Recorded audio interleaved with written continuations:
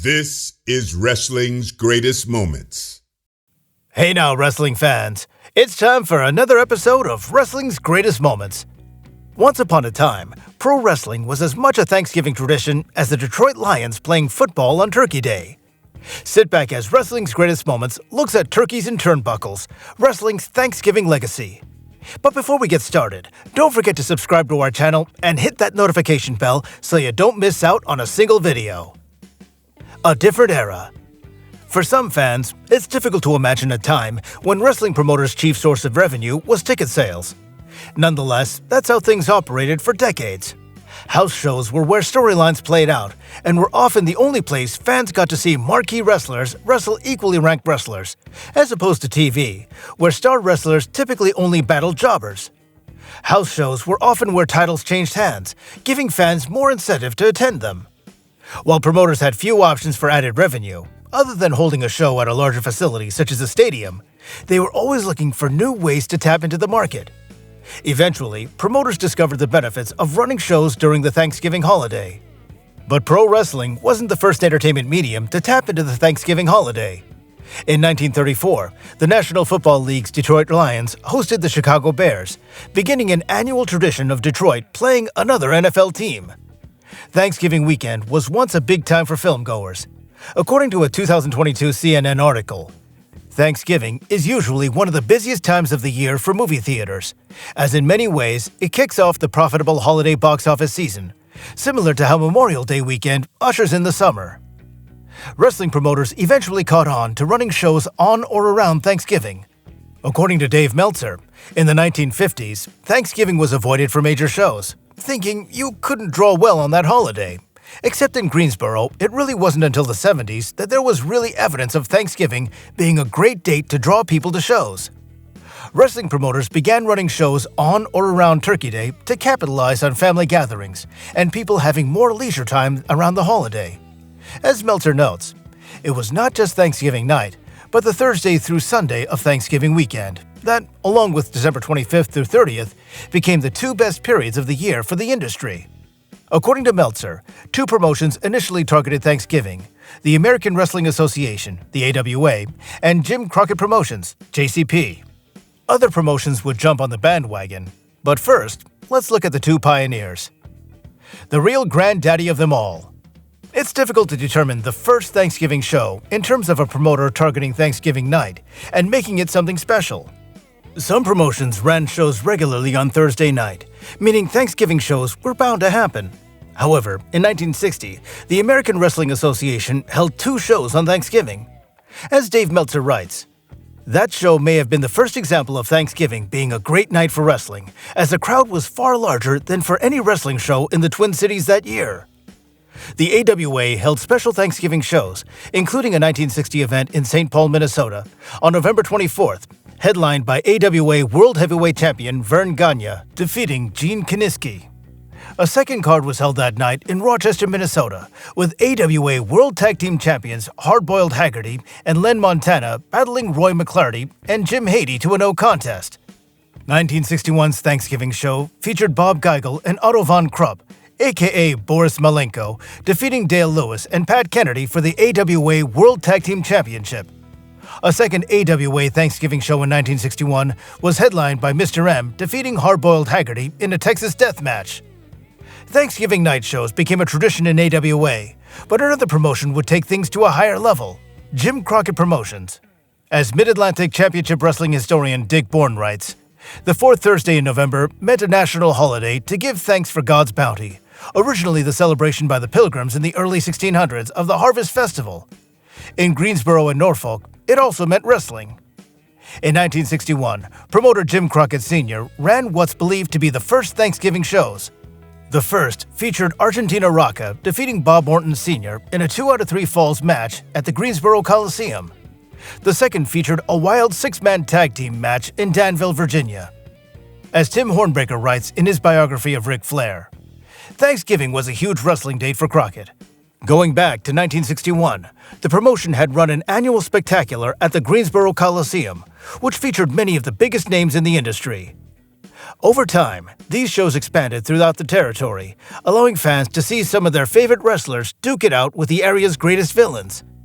These Thanksgiving shows often were used to resolve feuds and start new programs. They often featured title defenses by the NWA World Heavyweight Champion, adding even more prestige to the shows. Crockett's Thanksgiving shows continued until a new development changed everything. On March 6, 1983, JCP sold out the Greensboro Coliseum for a show featuring a steel cage match between NWA World Tag Team Champions Sergeant Slaughter and Don Kernodle and the babyface team of Ricky Steamboat and Jay Youngblood. As chronicled in the book, The Pro Wrestling Hall of Fame, The Tag Teams, Donnie Mason, a longtime Mid-Atlantic Championship Wrestling fan, remembered that night. The streets were lined up with fans hoping to scalp a ticket at the 11th hour. No accurate count ever was made, but it's safe to say that fans were turned away by the thousands. We had people pleading with us on the street. "Please, I'll give you anything you want," Mason said. If they had the seats, they could have sold 25,000 to 30,000 tickets. Encouraged by the Greensboro show's success, Jim Crockett Jr. decided to use closed-circuit television to expand his audience with the promotion's usual Thanksgiving show. The result was Starrcade, a closed-circuit event that inspired WrestleMania and became the new Thanksgiving tradition in the Carolinas. Georgia Championship Wrestling. Georgia Championship Wrestling, aka GCW, began running big Thanksgiving shows in the mid-1970s. In 1975, Abdullah the Butcher defeated the Sheik in a steel cage match with no referee. It's unclear if this was billed as a special Thanksgiving show or if it just fell on the date. However, by 1976, GCW was running regular shows consistently on Thanksgiving. In 1978, GCW began running a special tag team tournament on Turkey Day, with the promotion's Georgia Tag Team Championship at stake, and later, a kayfabe cash prize. Mid-South. Mid-South Wrestling's Bill Watts was always looking to build on the territory's success, occasionally running special events at the New Orleans Superdome. Although the cost of running a show there meant he had to draw a large crowd to make it profitable, Watts had some intense feuds that brought in the fans, including special events on Thanksgiving. For example, the 1980 Thanksgiving show at the Superdome reportedly drew 18,000 fans for an $80,000 gate. The show included a lights-out match between Ernie Ladd and Paul, Mr. Wonderful Orndorff, as well as a tag team bout between the team of the Junkyard Dog and Bill Watts against Ernie Ladd and Bad Leroy Brown. Watts continued running Thanksgiving shows at the Superdome through 1987, except for 1983's show, which was held several days before. World Class Championship Wrestling. Wrestler-turned-promoter Fritz Von Erich's World Class Championship Wrestling promotion was firing on all cylinders in the 1980s, which led to Von Erich running holiday-themed stadium shows beginning with 1981's Christmas Star Wars event. In 1983, Von Erich added 3 more holiday supercards, including a Thanksgiving show. 1983's Thanksgiving Star Wars show featured Kerry Von Erich defeating Freebird Michael Hayes in a Loser Leaves Town match. These shows were held at Dallas, Texas's Reunion Arena and continued through 1987.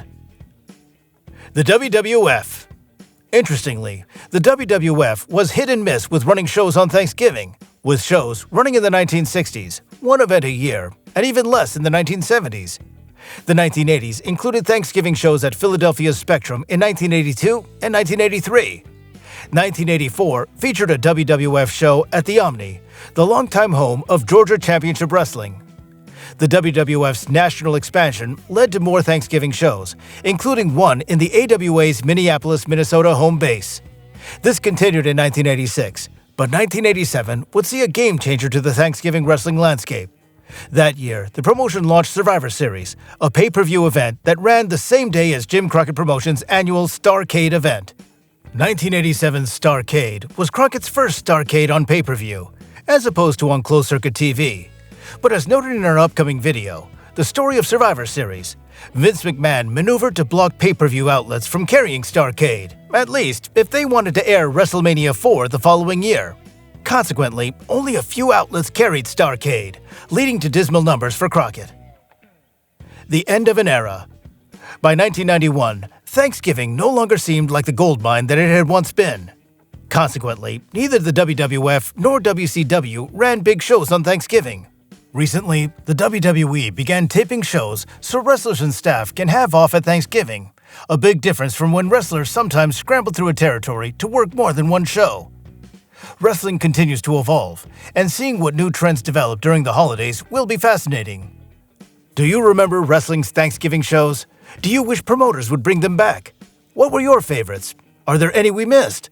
Share your thoughts in the comment section below, and let us know if there are any videos you'd like wrestling's greatest moments to cover. In the meantime, subscribe to our channel, follow us on X and Instagram, and spread the good news about wrestling's greatest moments, the channel that celebrates the squared circle.